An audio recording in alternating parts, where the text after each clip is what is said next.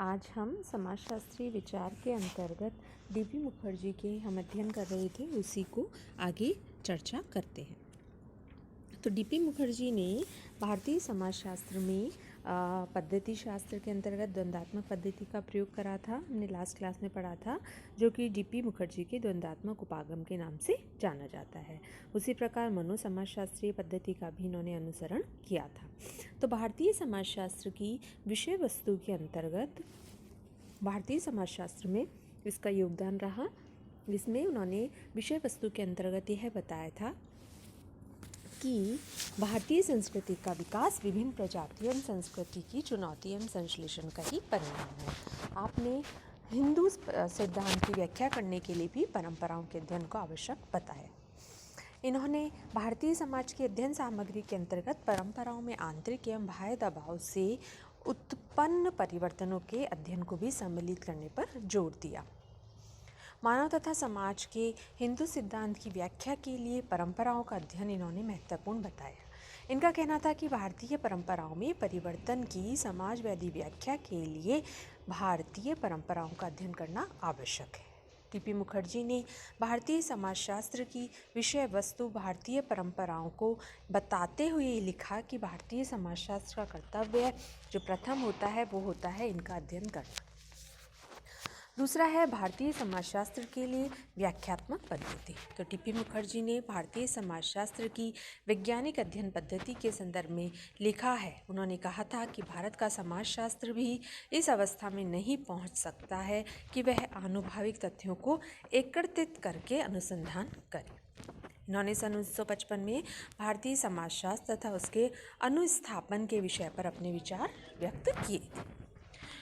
विचारों के संदर्भ में उन्होंने कहा कि एक भारतीय के रूप में तथा के शोध प्रबंधों के जंगल में कोई भी जीवन अर्थ खोज पाना असंभव पाता है। भारतीय समाजशास्त्र केवल व्याख्यात्मक ही हो सकता है। इसमें अधिकतर निर्भरता अंतर्दृष्टि की पद्धति पर है, जो कि 19वीं शताब्दी के अंतर्गत विज्ञान की अपेक्षा सामाजिक क्रिया की भारतीय प्रणाली में भाग लेने से उत्पन्न हुई। थर्ड है पाश्चात्य वैज्ञानिक तकनीकी का विरोध। तो डीपी मुखर्जी ने लिखा था कि भारतीय समाज पश्चिम के समाजों से भिन्न समाज है। पश्चिम के समाज काफ़ी विश्रंखलित हो चुके हैं, भारतीय समाज परिवर्तित हो रहा है, लेकिन यह कम विश्रंखलित है। इसलिए पाश्चात्य वैज्ञानिक पद्धति, तकनीकी अवधारणाओं तथा सिद्धांतों के द्वारा भारतीय समाजशास्त्र भारतीय समाज को भली भांति नहीं समझ पाते हैं। इन्होंने पश्चिमी परंपरा के आदर्श पर भारतीय समाजशास्त्र को विकसित करने के पक्ष में अपने विचार दिए थे। इनका मत था कि हमें भारत की सामाजिक घटनाओं की विशिष्ट रूप से व्याख्या करनी चाहिए तथा पश्चिम के अध्ययन के प्रारूप अवधारणाओं, सिद्धांतों, तकनीकी आदि को नहीं अपनाना चाहिए। पश्चिम में जो वैज्ञानिक तकनीकी विकसित व निर्मित हो गई है, वह अन्य समाजों तथा संस्कृतियों को ध्यान में रखकर की गई है। इन्होंने भारतीय समाजशास्त्र को पश्चिम के समाजशास्त्र की अनुकृति बनाने के भी विरोध प्रकट करे।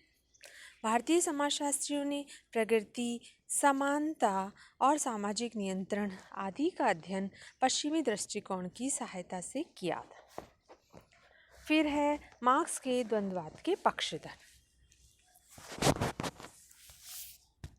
डीपी मुखर्जी जो थे वो द्वंद्ववाद के पक्षधर थे। जैसा कि मार्क्स ने अपने अध्ययन में द्वंद्ववाद का उदाहरण दिया था, तो डीपी मुखर्जी भी इस तरह ही उनके पक्ष में थे। डीपी मुखर्जी ने कहा था कि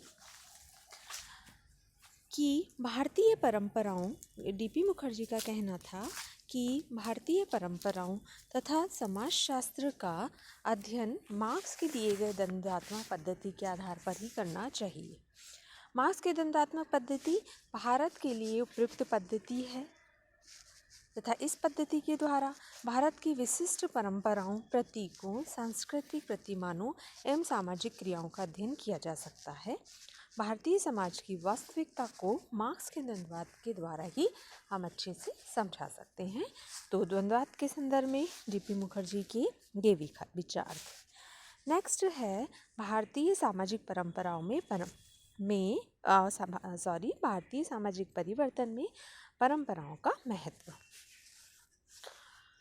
डीपी मुखर्जी ने बताया था कि भारतीय परंपराओं के अध्ययन के लिए उन्होंने अपने विचार 1955 में अखिल समाजशास्त्रीय सम्मेलन देहरादून में अध्यक्षीय भाषण में व्यक्त करे थे। बाद में यह भाषण की गति डाइवर्सिटीज़ 1958 में तथा Indian tradition and social change में प्रकाशित हुई। इसमें इन्होंने भारतीय परंपरा एवं सामाजिक परिवर्तन के संदर्भ में इसके अध्ययन के महत्व, परंपरा का अर्थ, परंपराओं में परिवर्तन, परंपरा के सिद्धांत, परंपरा और आधुनिकता में संबंध, आधुनिकरण की भाषा, गांधी जी द्वारा प्रस्तावित आर्थिक पुनर्निर्माण की योजना आदि से संबंधित विचार प्रकट करे। नेक्स्ट उन्होंने बताया था परंपरा का अर्थ क्या है एवं इनकी परिभाषा क्या है। तो डीपी मुखर्जी ने परंपरा शब्द की व्याख्या ऐतिहासिक दृष्टिकोण से करते हुए इस शब्द की उत्पत्ति के संदर्भ में अपने विचार दिए। इसके संदर्भ में डीपी मुखर्जी ने कहना था कि अंग्रेजी शब्द ट्रेडिशन की उत्पत्ति ट्रेडर से हुई है। ट्रेडर का अर्थ होता है हस्तांतरण करना। संस्कृत भाषा में अंग्रेजी के ट्रेडिशन का समानार्थी शब्द परंपरा है। तो रोमन के अनुसार ट्रेडर शब्द का अर्थ मूल्यवान वस्तुओं को जमा करना एवं सुरक्षित रखना होता है। भारतीय समाजशास्त्र में परंपराओं का अध्ययन। डीपी मुखर्जी ने यह स्थापना की कि भारतीय समाजशास्त्र के अध्ययन का केंद्र बिंदु परंपराओं का अध्ययन है। भारतीय समाजशास्त्रियों का प्रथम कर्तव्य भारतीय परंपराओं का अध्ययन मानते हैं। सन 1955 में अखिल भारतीय समाजशास्त्री सम्मेलन में अपने आप अध्यक्षीय भाषण में भारतीय समाजशास्त्रियों को भारत की सामाजिक परंपराओं का अध्ययन करने की सलाह दी गई। उन्होंने कहा था कि हमारा जन्म भारतीय परंपराओं में ही हुआ है और हमारा अस्तित्व भी इन्हीं में निहित है। हमें अपनी परंपराओं से हम भाग नहीं सकते हैं। भारत की सामाजिक व्यवस्था में समूह की क्रियाओं को भी महत्वपूर्ण माना जाता है। इसी प्रकार उन्होंने संस्कृत भाषा एवं स्थानीय भाषा के संदर्भ में बताया था कि हमें अपनी भाषा भारतीय समाजशास्त्र में संस्कृत भाषा एवं हमारी जो स्थानीय भाषा होती है उसका ज्ञान होना आवश्यक होता है। अपनी सामाजिक व्यवस्था का अध्ययन करने एवं समझने के लिए उसे जन रीति, प्रथाओं, रूढ़ियों, परंपराओं आदि में भाग लेना हो। उसे भारत की निम्न तथा उच्च विद्याओं का ज्ञान प्राप्त करना होगा। भारतीय समाजशास्त्री उच्च एवं वृहद स्तरीय परंपराओं का ज्ञान तभी प्राप्त कर सकते हैं जब उसे संस्कृत भाषा का ज्ञान होगा, क्योंकि यह ज्ञान संस्कृत साहित्य में उपलब्ध है। लघु स्तरीय विद्याओं के ज्ञान के लिए समाजशास्त्रियों को स्थानीय भाषाओं का ज्ञान होना आवश्यक है। नेक्स्ट हम बात करते हैं परंपराओं के परिवर्तन के तत्व। तो डीपी मुखर्जी ने परंपराओं के परिवर्तन के 3 प्रमुख तत्व बताए थे: श्रुति, स्मृति एवं अनुभव। अनुभव को परिवर्तन का कारण माना जाता है। अनुभव 2 प्रकार का होता है, व्यक्तिगत एवं सामूहिक। तो व्यक्तिगत अनुभव ही परिवर्तन का मूल कारण है, किंतु वह शीघ्र ही सामूहिक अध्ययन का अनुभव का रूप ले लेता है। सामान्य अनुभव सदैव ही परिवर्तन का कारण होता है। उदाहरण के लिए विभिन्न संप्रदायों, धार्मिक ग्रंथों की उत्पत्ति बड़े बड़े संतों के व्यक्तिगत अनुभव से हुई है और कालांतर में वे सामूहिक अनुभव के रूप में फैल गए हैं। परंपराएं भी उच्च व निम्न 2 प्रकार की होती है। उच्च परंपराएं प्रमुखतः बौद्धिक थी, जो श्रुतियों तथा स्मृतियों में केंद्रित थी। इनमें तर्क वितर्क हुए, वाद विवाद एवं परिवर्तन होता है। नेक्स्ट हम बात करते हैं आधुनिकता एवं आधुनिकरण के बारे में। तो डीपी मुखर्जी ने आधुनिकता एवं आधुनिकरण के संदर्भ में अपने विचार अपने लेख Indian tradition and social change में व्यक्त करे थे। इनका कहना था कि भारत के सामाजिक परिवर्तन का अध्ययन तभी पूर्ण माना जाएगा जब भारतीय परंपराओं एवं आधुनिकता के द्वंद्व या संघर्ष तथा इसके परिणामों का अध्ययन किया जाएगा।